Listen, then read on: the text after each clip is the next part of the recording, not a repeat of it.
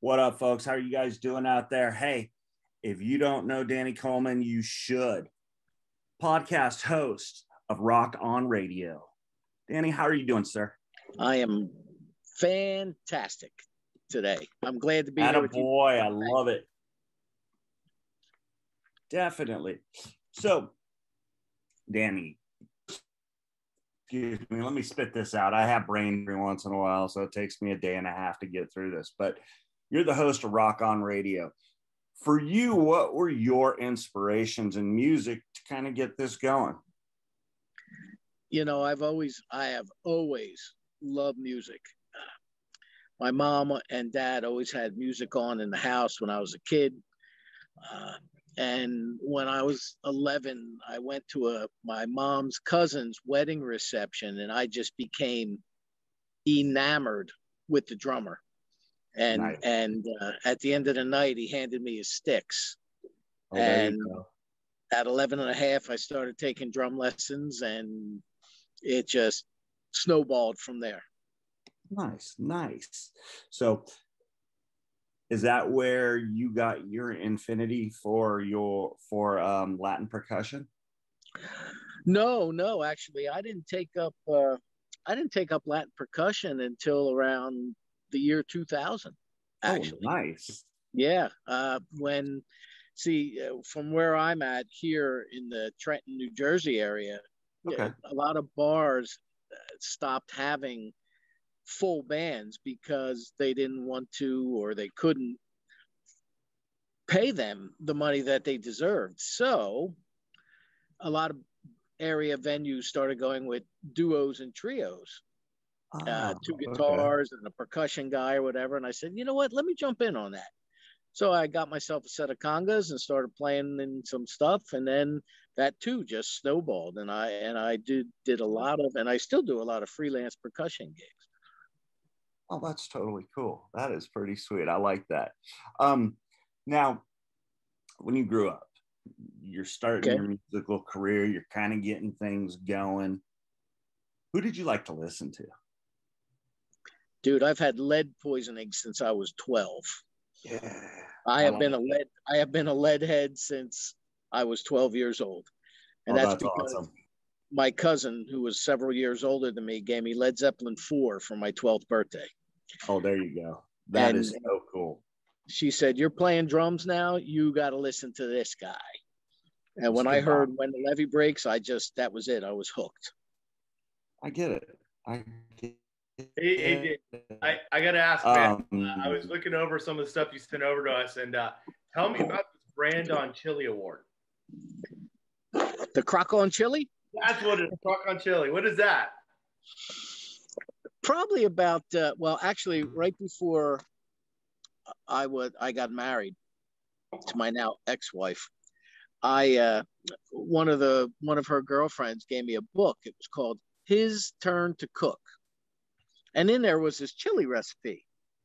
And I thought, well, that looks pretty cool. How nice. Yeah, right?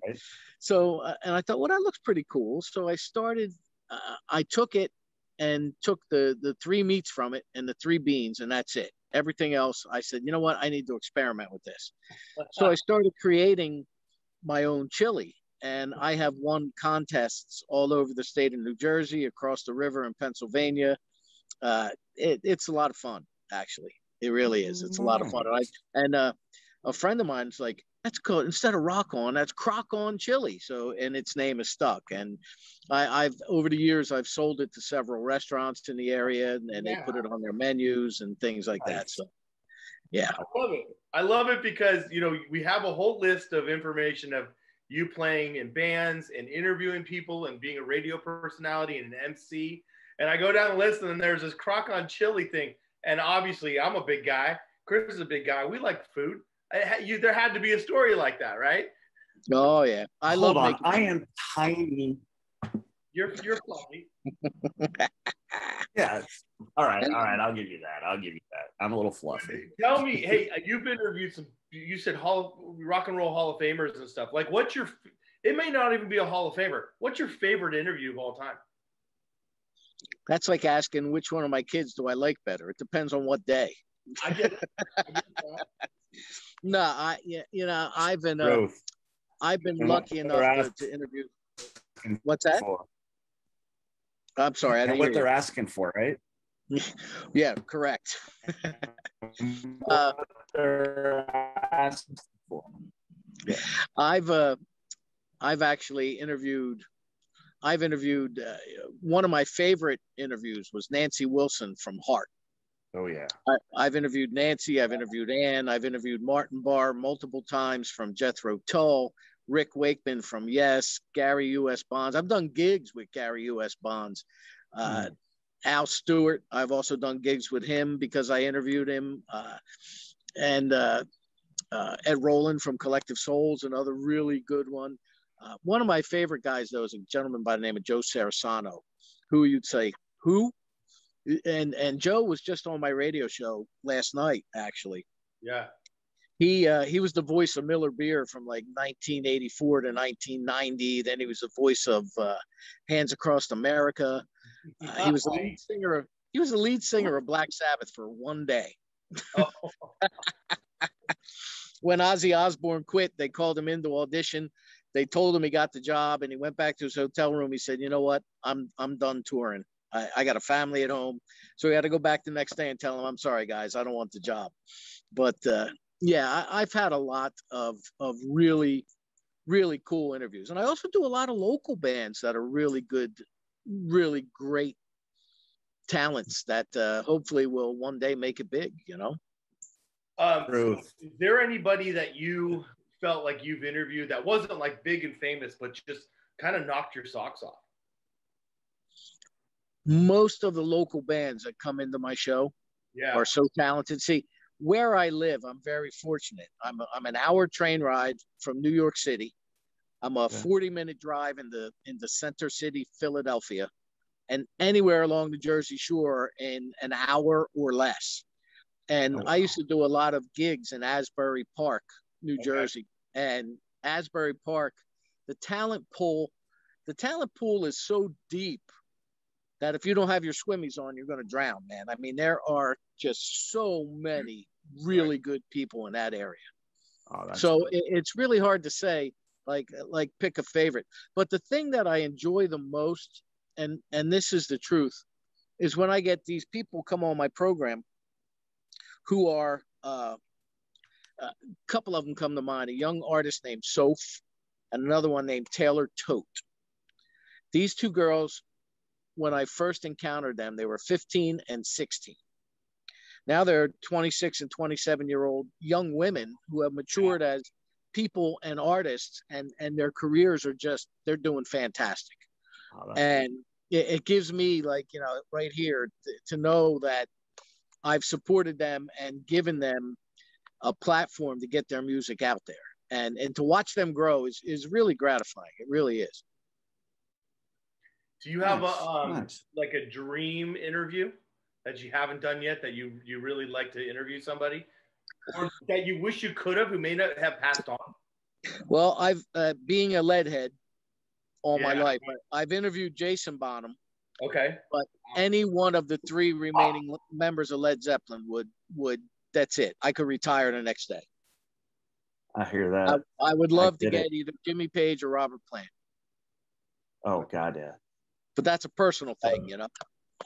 I get it. That'd be amazing interviews. Absolutely.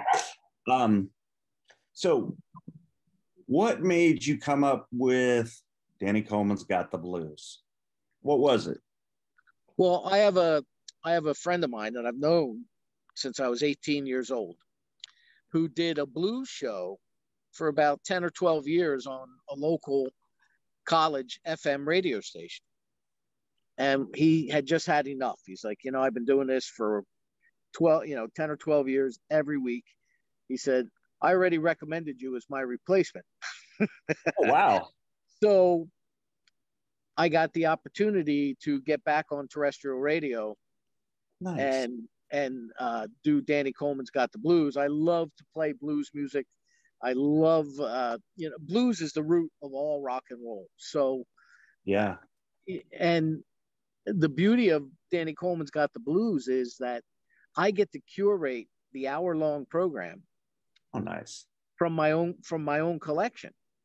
Oh, wow. So all the songs are from my collection, and I do this thing called, in the middle of it, called the Feedler Files. Okay. A friend of mine named Jeff Feedler, who is a president of a local small label record company called Aqualung Records. He had a friend whose father passed away, and his friend said, you know anybody who wants these records? It was 4 milk crates full of 78 RPM records. Oh my God. Wow. Now, I don't know if you guys know this or not, but the first vinyl record was pressed in Camden, New Jersey. Really? Oh, wow. I didn't know that. Yeah. You could see the Philadelphia skyline from the building where it was pressed. RCA Victor Camden, had their the first vinyl record was pressed in Camden, New Jersey. I've been there. So you've been there? I've actually been to Camden, New Jersey. No way. Where'd you go? I actually went to the mayor's office. Well, right down the street is RCA Victor. Okay. It was the record company, Victor Records. And so when some of these albums that I have were pressed in 1910, 1902. That's amazing. It's just, it is absolutely amazing. But when he gives them to me, I open them up and I look at them. These things look like they just came off the press. They're pristine. Oh. So in the middle of my blues show, I do a thing called the Feedler Files, and I play 2 selections from these old 78 RPMs. I have Sinatra singing with the Dorsey Brothers.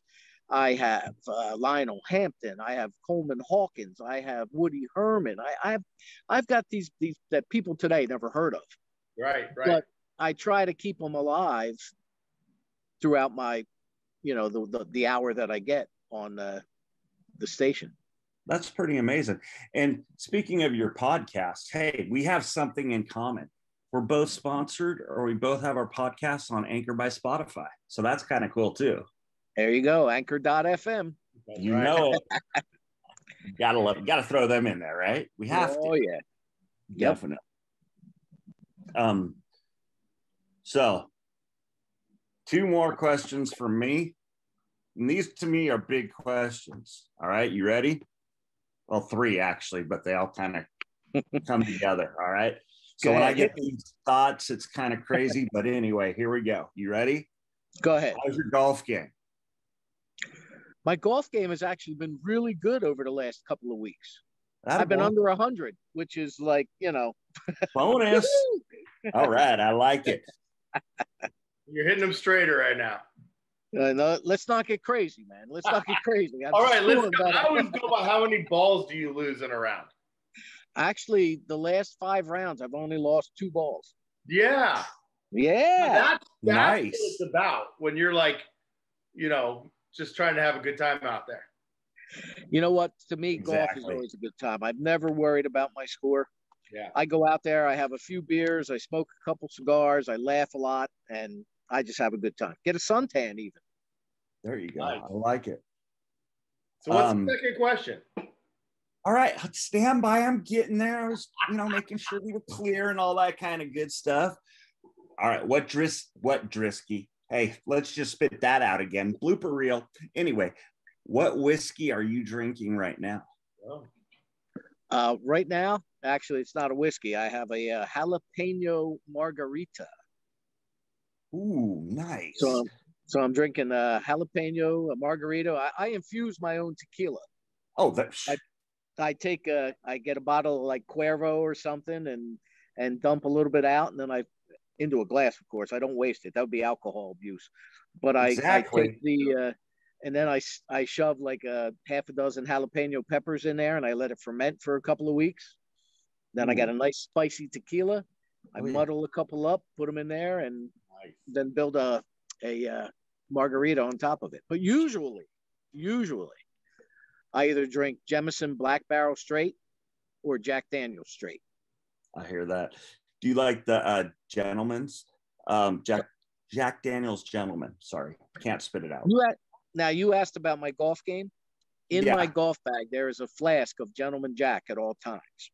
There we go. I like that. There we go. We call it swing lube. Gotta loosen you up a little bit, get it going, get those joints working. Amen. Yep. Now, and as we know, I bet you're gonna know what this next question is gonna be. Cigar. Go ahead. What is your favorite cigar right now? Well, my all-time favorite cigar is Arturo Fuentes. Okay. But since I need a mortgage to buy them most times, I purchase usually Monte Cristo whites or anything in the Impetus line, Monte Cristo, Don Diego, Romeo and Juliet, that kind of There thing. you go. Yeah. Oh yeah, I just finished one actually. I might have to have another one when this is done. Not a boy. So I was down in the Dominican Republic because I coached baseball and I went down for 8-year stint. Had my first Cuban down in the DR. And let me tell you, I got sicker than a dog. Sick. Oh, yeah. The Cuban it did not like me. Do you know why Cubans are so coveted? No, I don't. Why? Because Cuba has they have the highest content of lithium in their soil. Oh, wow. So when you smoke a Cuban and the tobacco grows in Cuba, that's why you get high off a Cuban cigar. That's why you get lightheaded. That's why. Wow. Yes. That's actually kind of interesting. Yes. I read that in Cigar Aficionado. Just like wines, where they grow wines and the different types of things. Cigar. Yeah. That's cool. Hey, when you were a kid, when you were growing up, what was like the thing that you wanted to do? Like, everybody wants to either be a fireman or an astronaut or whatever. What was kind of your thing when you were like middle school age, like you wanted to be? My high school yearbook, somebody, and I have to this day, and that was 40 years ago. It'll be 40 years ago on Wednesday that I graduated high school. To this day, I don't know who did it, but somebody wrote from the yearbook committee in my, how they list everything you accomplish in high school, what you did, what sports teams you played on, or what, so on and so forth. Somebody put next to my name, wants to be a rock star. Oh. From the time I started playing the drums, I have dreamt of being a professional musician. Nice. One of my bucket list items, and I've been fortunate to play in front of a couple thousand people, and I've been fortunate to play in front, like as I said earlier, with some larger classic rock acts, solo tours. My bucket list is to play one day in front of 15, 20,000 people. I just want to know what that's like to feel that rush. Yeah. On stage. Yeah. That power. Oh man. And that is my dream, is to be able to get up there and perform for that kind of people. So if I could do that and interview Jimmy Page in the same day, then I could retire forever. Right. I like it, man. I love that. Hey, I got this for you. I looked it up really quick while you had it. So we're talking about 1977, right? When you graduated? No, I started high school in 77. I graduated in 81. All right, let me look at this. I'm going to pull it up really quick. 40 years, 1981. Mm-hmm. June of 81, right? Yep. What was the number one song back then? Ooh. I have no idea. All right, we're going to find it. It was Betty Davis Eyes. Oh, get out. Kim Carnes? Yeah. How about that? Yeah. Yep. And then what is this? There's a whole bunch of it. Yeah, Betty Davis Eyes was pretty much locked in for a while there before The One That You Love by Air Supply took over. Air Supply. Oh my God, not Air Supply. Oh, number one song. Ugh. That's scary. That hurts. Yes. Gotta love the 80s. Oh my gosh, right? It just kept going. Right. Disco era rocked right into just a whole bunch of fun. Oh yeah. little too much fun. Yeah. Man, Danny, I just wanted to say thank you for joining us today. We really appreciate it. We're going to definitely put your podcast down there in your website so people can find you. I mean, your shows are on, if I remember correctly, please correct me if I'm wrong, Sunday and Tuesday nights. Is that correct? Sunday nights is Rock on Radio. That's 7 Okay. p.m. Eastern time. Okay. On coaradio.com. And Danny Coleman's Got the Blues is on Monday nights, 7 p.m. Eastern time on jazzon2.org. It's on a local FM station, but jazzon2.org. That's cool. And the podcast, of course, is on Anchor, and the website's dcror.com. Everybody who's watching right now, write down in our description, head right down there. All the links are there, so you can find all the links to his shows and everything. More information about Danny DC. Thank you so much for coming on What Up with Rob and Chris. It's been a pleasure, and we hope to come around. Get you in front of 15,000 people. Yes, I'm good with that. If you guys can do that, I'm good with that. We'll have a concert at your place, and we'll bring everybody and broadcast it. How's that? Love it. I love it. I like it. I love it. Yes, let's do it. Guys, thank you so much. I got to tell you before I go real quick, until last night, I had a mustache and a goatee. I was asked to shoot a television commercial for over here in the Delaware Valley in Jersey.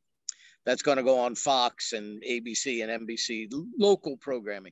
They told me I had to shave it off. What? Yeah. But you know what? In the commercial, St. Peter throws me into hell. So, yeah, you got to go for it. Right. Why not? Why not? So, I can't thank you guys enough for having me on. And I really appreciate you entertaining, the opportunity for me. So thank you guys, man. Thank you. It's been a pleasure. Thank you. We were excited to see more from you. We'll listen to your show and everything. Anytime, guys. Thank you. All right. Thank you so much, man. Rock on.